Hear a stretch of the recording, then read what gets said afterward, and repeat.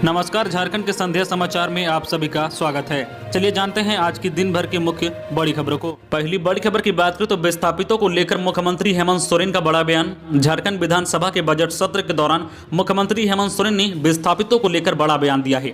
मुख्यमंत्री हेमंत सोरेन ने सदन में कहा कि राज्य सरकार विस्थापितों की समस्या को लेकर गंभीर है।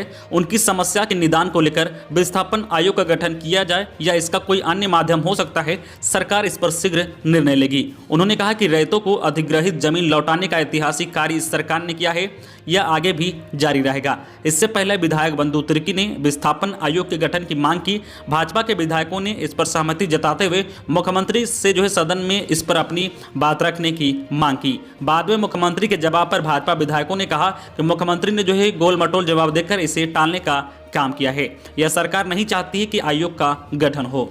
अगली बड़ी खबर की बात करें तो रेलवे यात्रियों के लिए खुशखबरी। इस महीने के अंत तक दौड़ने लगेगी 47 ट्रेनें, किराया भी होगा कम।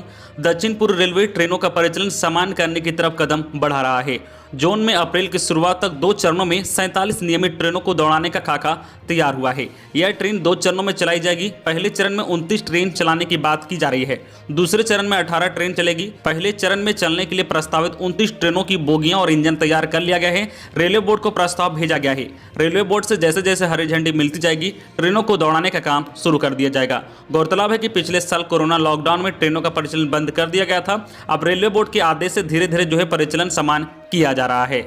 अगली बड़ी खबर की बात करें तो झारखंड के चतरा में 10 लाख के इनामी नक्सली रघुवंश समेत 2 उग्रवादियों ने हथियार के साथ किया सरेंडर। कई जिलों में दर्ज हैं हत्या व लूट के मामले।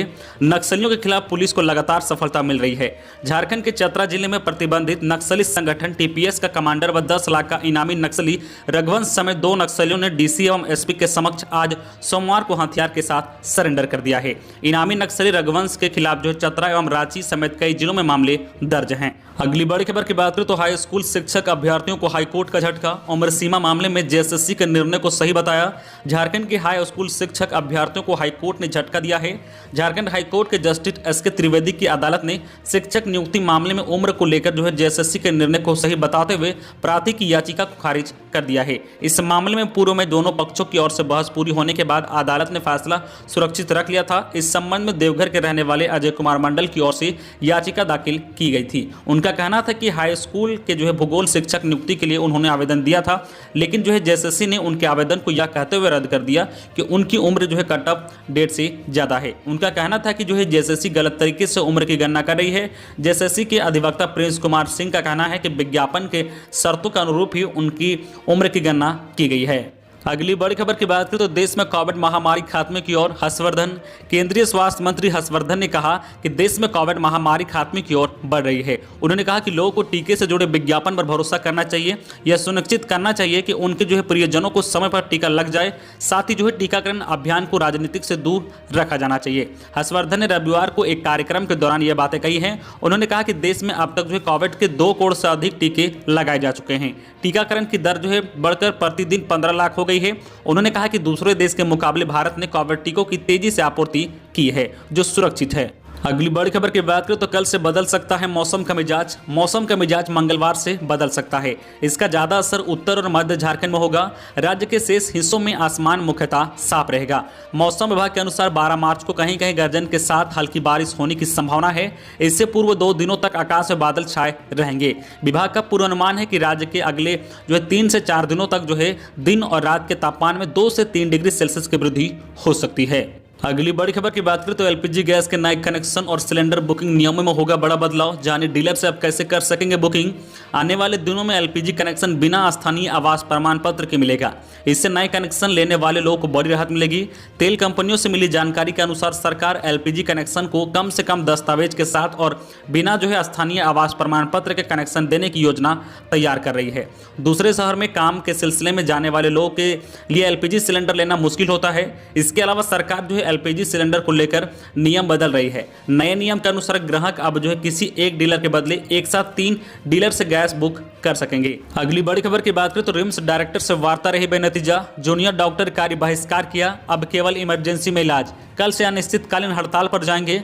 जूनियर डॉक्टरों के प्रतिनिधियों के साथ रिम्स डायरेक्टर की वार्ता बेनतीजा रही। इसके बाद जूनियर डॉक्टरों ने रिम्स में कार्य बहिष्कार कर दिया है।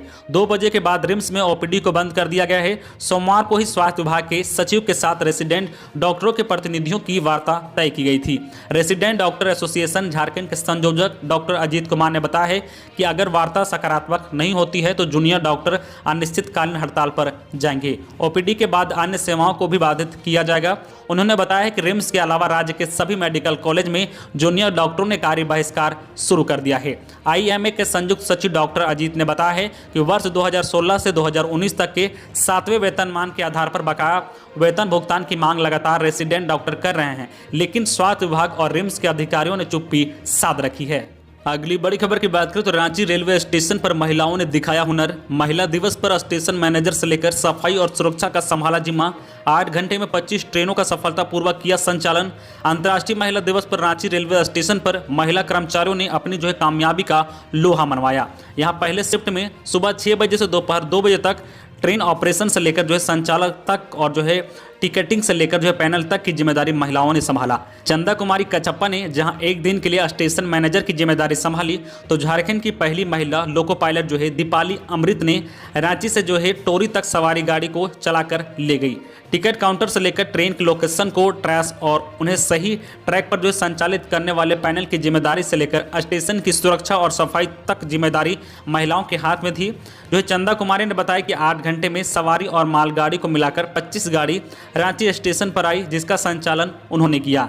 अगली बड़ी खबर की बात करें तो महिला दिवस पर साइकिल की सवारी। रांची की महिलाओं ने साइकिल वाला शनिवार को बढ़ावा देने की अपील की। कहा, हम स्वस्थ रहेंगे तो पूरा घर खुशहाल होगा।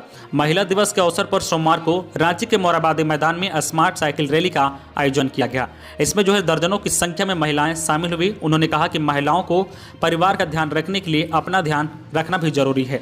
अगर वे स्वस्थ रहेंगे तो पूरा घर खुशहाल रहेगा। इस दौरान उन्होंने लोगों से रांची नगर निगम की ओर से शुरू की जा रही मुहिम साइकिल वाला शनिवार को बढ़ावा देने की अपील की। उन्होंने कहा कि अब हर लोगों को बाइक व अन्य परिवहन साधन को त्याग कर साइकिल से सफर करना होगा। इससे न केवल साइकिलिंग प्रदूषण कम करने में मदद मिलेगी बल्कि हमारे शरीर को कई बीमारियों से निजात भी मिलेगा। दरअसल रांची नगर निगम की ओर से साइकिलिंग को बढ़ावा देने के लिए एक विशेष अभियान की शुरुआत की जा रही है। इसके तहत शनिवार को नो कार डे घोषित किया गया है। इस दिन सभी सरकारी व निजी दफ्तर के कर्मचारी को अपनी अपनी साइकिल से दफ्तर जाने की अपील निगम की ओर से की जा रही है, ताकि एक दिन शहर की सड़कों पर गाड़ियों का दबदबा कम हो और शहर में प्रदूषण मुक्त बनाया जा सके। तो ये थी आज की झारखंड की टॉप बड़ी खबरें। इसी तरह झारखंड की हर छोटी बड़ी खबर देखने के लिए आप हमारे चैनल न्यूज झारखंड चैनल को सब्सक्राइब करके बेल आइकन प्रेस कर दीजिए, जिससे आपको झारखंड की हर छोटी बड़ी खबर का अपडेट आप तक पहुंचता रहे। तो आज के लिए बस इतना ही। हमें दीजिए इजाजत, फिर मिलते हैं नेक्स्ट न्यूज में।